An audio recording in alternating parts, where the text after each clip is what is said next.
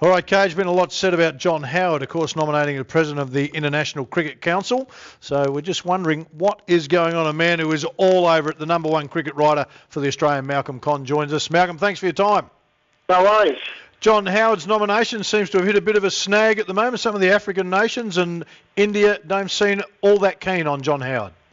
Yes, well, I'm afraid it's yet another embarrassing chapter in a long and embarrassing history of the International Cricket Council, and unfortunately it starts with, this certainly started with Zimbabwe, the pariah of world cricket, I suppose we can say, which has some very uncomfortable links to the Mugabe regime, to the point where its administrators are banned from going to the UK and coming to Australia. But John Howard and his government, but particularly John Howard, had been very outspoken when he was Prime Minister about Zimbabwe, and I think Zimbabwe were very nervous about what might happen to them if he ever became Vice President and then eventually President of the ICC, now that he's been nominated by Australia to fill those roles on a rotational basis. And they got their good mate South Africa to kick up a stink, and South Africa and India have always had a very close relationship going back to the ANC apartheid days, and India certainly seem to be taking notice of what South Africa is saying. So if this nomination of John Howard doesn't get up, it's already an embarrassment that it's come to this point, but if it doesn't get up, it will be unprecedented in terms of the embarrassment that the ICC has managed to heap on the game. Malcolm, how do you see it? Will it be blocked? Will it get up? Which way do you see it going? Well, there are crucial talks taking place overnight tonight and again on the weekend, as I understand it. The current president, David Morgan, who is not a very high-profile guy, but is, I have to say, a good cricket diplomat, will be talking to the current Vice President, India's Shahid Afridi, who is basically the power broker in this, really. And if Morgan can get power over the line to get India to accept Howard's nomination, then everything will be fine, and whatever Zimbabwe and South Africa say won't matter, although, as I said, it's embarrassing it's even got to this point. Exactly right. But that's no issue-in either, because Shahid Afridi is the Minister of Agriculture in the government in India, and he quite likes a big light shining on him. And I think he's a little bit concerned that if John Howard turns up as his Vice President, as would happen when Pala becomes President at the annual ICC meeting next month, he might be a bit concerned that Howard may soak up some of that spotlight as a former Prime Minister of the world's, or one of the world's best test-playing countries. So he goes out of control, Malcolm, I would have thought. Well, it is, unfortunately, sadly. I mean, we always like to think that people do things for the right reasons, but sometimes, particularly with the ICC and its administration, you wonder sometimes whether some of the people who turn up there are there for their own greater glory instead of for the greater good of the game.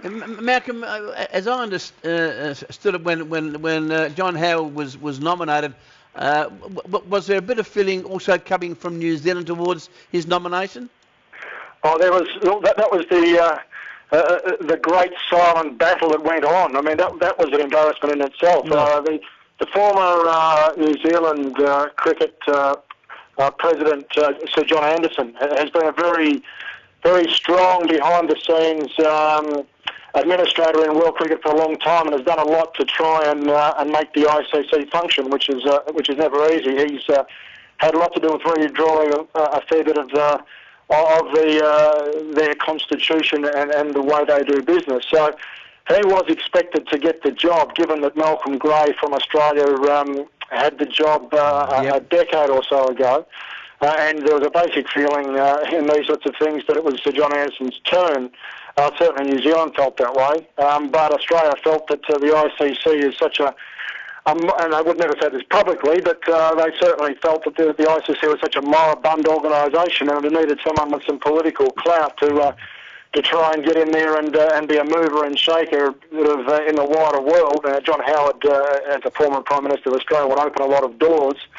Cricket Australia just thought, well, let's get someone in there who does have some real international clout and make something happen. Well, New Zealand didn't like that, and there was a long, robust, if silent contest between Australia and New Zealand before John Howard finally got the nod through an independent arbiter.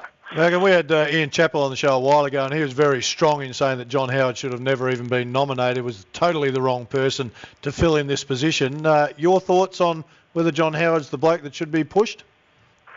Well, whether you like his politics or not, the fact is that he does have a very strong international profile, and you know that if you're trying to get things done in places like India or in places like, say, China or the United States, where you're trying to promote the game, that he will open doors. So I can certainly understand Cricket Australia moving forward to put him in that role. I mean, look, let's face it, and KG, you've been involved in cricket sort of on and off for all of your life. Yep. But, too many positions in cricket are filled up with jobs for the boys. It's not necessarily the best bloke who gets the job. It's Exactly. the bloke who's been there the longest or knows the right people or moves in the right circles. And I think cricket at all levels needs a shake-up. And it really wouldn't hurt for someone to come in from the outside who's got strong political experience, because, hey, you need that at the ICC, and give it a bit of a shake. Exactly If Howard did miss out, who could you see getting in, Malcolm? Well, I mean, then do you go back to Sir John Anderson as the logical bloke who should replace it? I mean, certainly there's a feeling within Australia that and you guys, would probably know better than anyone coming from South Australia that, where does this, I like Jack Clark. He's a nice fellow, Jack, the current chairman. He's a South Australian. But where does this leave Jack if Cricket Australia has nominated John Howard? Does Jack then stand in, even though he's been passed over the first time, or do we go back to Sir John Anderson? The feeling would be that it would go back to Sir John Anderson, but gee whiz, the whole process would be in such a mess by then. I'd be stuck in glue. Yep. Malcolm, before you leave us, Pakistan cricket, they've all been cleared of match fixing and so forth, but can you believe that they've appointed Afridi as captain of all forms of the game? I'm absolutely staggered that a bloke who's been busted for cheating not once but twice has been suspended twice. Yeah. Not only did he bite the ball in Perth last summer, but a few years ago when he was playing up the pitch. a test match against England, he did a pirouette in the middle of the pitch trying to dig it up with his spikes, and he got busted for that as well. I cannot believe Pakistan. So for all the players they suspended and fined, and they fined Afridi as well. I mean, they basically suspended or fined half the team after their shambolic tour of Australia. Yeah.